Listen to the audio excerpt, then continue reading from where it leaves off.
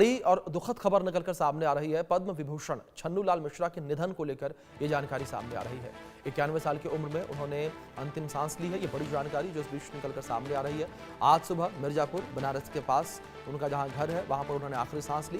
PM Modi के प्रस्तावक रहे हैं छन्नूलाल मिश्रा और काशी में ही छन्नूलाल मिश्रा का अंतिम संस्कार किया जाएगा। ये एक बड़ी खबर निकलकर सामने आ रही है। और अगर बात यहाँ पर छन्नूलाल मिश्रा को लेकर करें तो पद्म विभूषण से सम्मानित वो और कला के क्षेत्र में उनका योगदान काफ़ी अहम रहा है।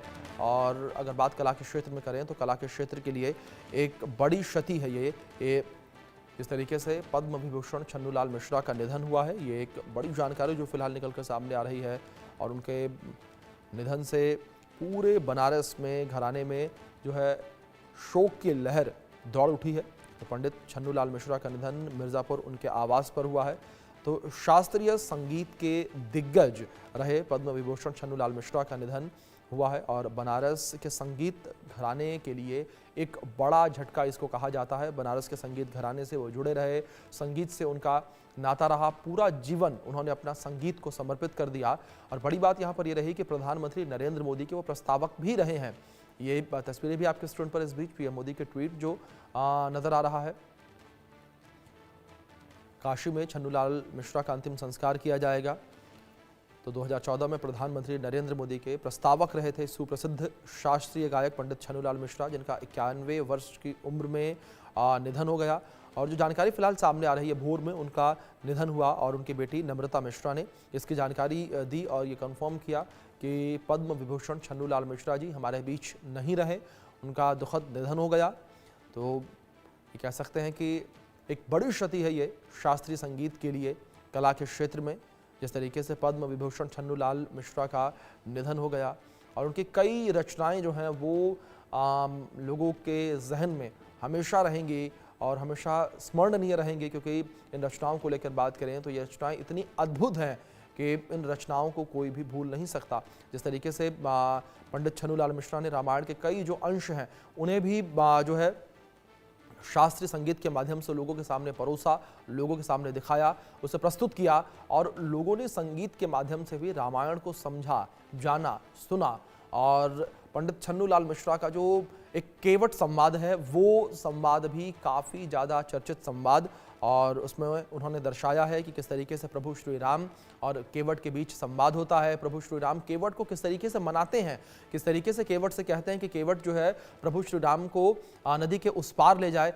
ये संवाद जो है वो काफ़ी ज़्यादा चर्चाओं में रहा। ऐसे लक्ष्मण संवाद जो है वो भी उन्होंने रामायण का एक हिस्सा, जिसे शास्त्रीय संगीत का रूप दिया और संगीत के रूप में उन्होंने इस पूरे संवाद को प्रस्तुत किया। और अब जो है उन्हें लोग याद कर रहे हैं, नमन कर रहे हैं, और जो इनकी तमाम प्रस्तुतियां हैं उन्हें भी लोग याद कर रहे हैं। दूसरी ओर 91 साल की उम्र में उन्होंने अंतिम सांस ली है। मिर्जापुर में उनका यह आवास जहां पर उन्होंने अंतिम सांस ली। इस बीच हमारी सहयोगी आरजू सेठ जुड़ गए हैं, उनका रुख करेंगे कुछ और जानकारियों के लिए। आरजू, फिलहाल क्या इन्फॉर्मेशन मिल पा रही है? अगर पंडित छन्नूलाल मिश्रा को लेकर बात करें तो क्या वो लंबे समय से बीमार चल रहे थे? क्या इन्फॉर्मेशन मिल पाई उनके निधन को लेकर?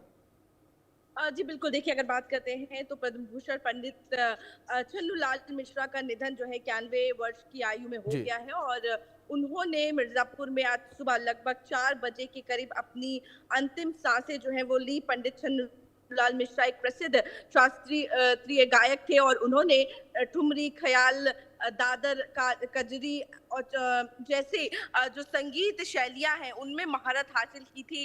वे बनारस घराने के और किराना घराने की गायकों की प्रमुख प्रतिनिधि थे। और कहीं ना कहीं उन्होंने संगीत नाटक अकेडमी पुरस्कार, पद्म भूषण और तमाम इस तरीके से सम्मानित जो अवार्ड्स हैं जी। वो भी जीते हुए हैं। और साफ तौर पर प्रधानमंत्री ने भी ये शोक जो है वो जाहिर किया है उनकी मृत्यु पर। और बताया जा रहा है क्योंकि 91 साल की उम्र थी तो हेल्थ इश्यूज जो है वो उनको रहने लगे थे। और जिसके बाद आज सुबह मिर्जापुर में उनके जो घर है वहां पर उन्होंने अपनी अंतिम सांसें ली। जी जी।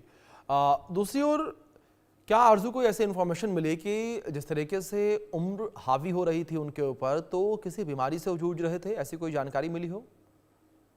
जी देखिए, अगर बात करें तो 91 साल की उम्र थी और ऐसे में तमाम जो हेल्थ प्रॉब्लम है वो होना शुरू हो जाती है और उनके साथ भी कहीं न कहीं जो हेल्थ इश्यूज़ थे वो देखने को मिल रहे थे और साथ ही अगर बात करें उनके अंतिम संस्कार की तो जानकारी मिल रही है। उनका अंतिम संस्कार काशी में किया जाएगा।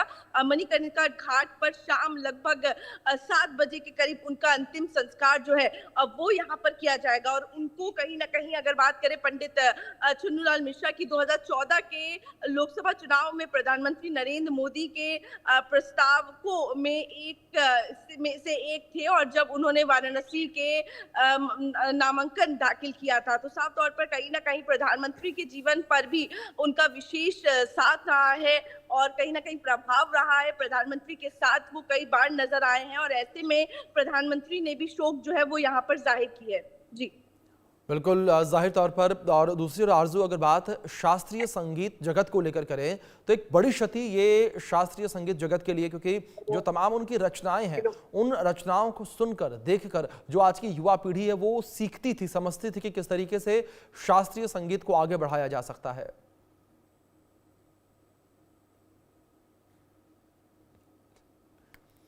तो लगातार अब जिस तरीके से ये जानकारी हम आप तक दे रहे हैं और एक कह सकते हैं कि शास्त्रीय संगीत के जगत में एक बड़ी ये क्षति, कला के क्षेत्र में एक बड़ी क्षति है ये, और एक अपूर्णीय क्षति है जिसे कभी भी भरा पाटा नहीं जा सकता। और पंडित छन्नूलाल मिश्र अब नहीं रहे।